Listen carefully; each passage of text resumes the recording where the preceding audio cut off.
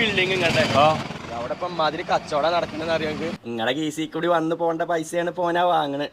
അത് ഞാൻ പണ്ട് നടത്തിയത് ഞാൻ എന്നെ കൊണ്ട് പറ്റാത്തോണ്ട് ഒഴിവാക്കിയാണ്. ഞാൻ കച്ചവടം ചെയ്യുന്ന കച്ചവടം ഒന്നും ഉണ്ടായില്ലേ. എന്നാലേ ഇപ്പൊ പേരും കച്ചവടാണ്. ഓനെ മെല്ലെ ഒഴിവാക്കിയിട്ട് തിരിച്ച് കയറാൻ നോക്കിക്കോളി.